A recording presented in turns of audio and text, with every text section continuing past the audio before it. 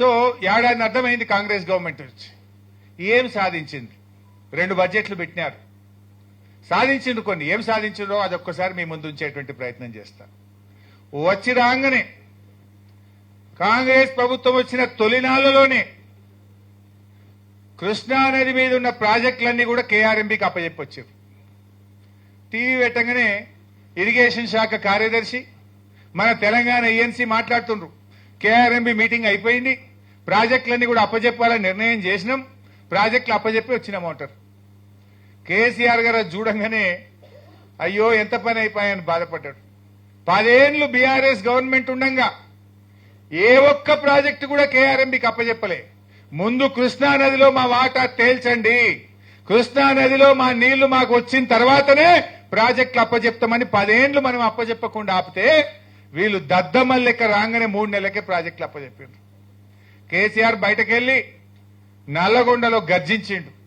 ఎట్లా అప్పచెప్తారు, రేపు మా నల్లగొండ, మా మహబూబ్ నగర్, మా ఖమ్మం ఎడారైపోతుంది, ఈ ప్రాజెక్టులు ఎట్లా అప్పచెప్తారని ఒక బహిరంగ సభ పెట్టి కేసీఆర్ గర్జిస్తే తెల్లారి మళ్ళీ ఉరికొచ్చి అసెంబ్లీ పెట్టి లేలే మేము ఇయ్యం వాపస్ తీసుకుంటాం అని అసెంబ్లీలో తీర్మానం చేసి మళ్ళా వెనుకడుగు వేసింది ఈ కాంగ్రెస్ ప్రభుత్వం. ఇది కాంగ్రెస్ చేసిన మొదటి గొప్ప పని. ఇక రెండవది, మీరు మొన్న చూసిండ్రు, మొన్నదాకా మనం ఒకటే తిడుతురు, 66, 34 యాడికెళ్ళి వచ్చింది ఇది? ఇది మీ నిర్వాకం.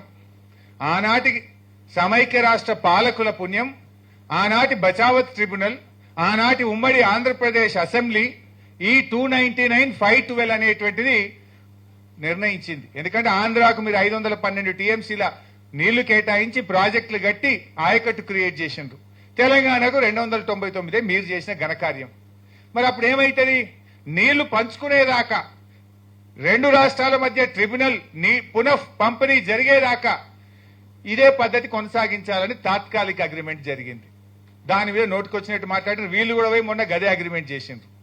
ఇప్పుడు ట్రిబ్యునల్లో చర్చలు జరుగుతూ ఉన్నాయి.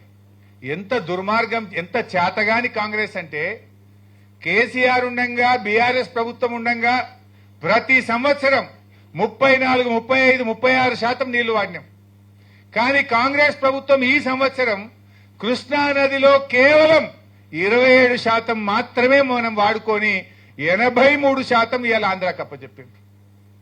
అంటే మీరు ఆ 34 కూడా వాడలేని చేతగాని దద్దమ్మలు కదా.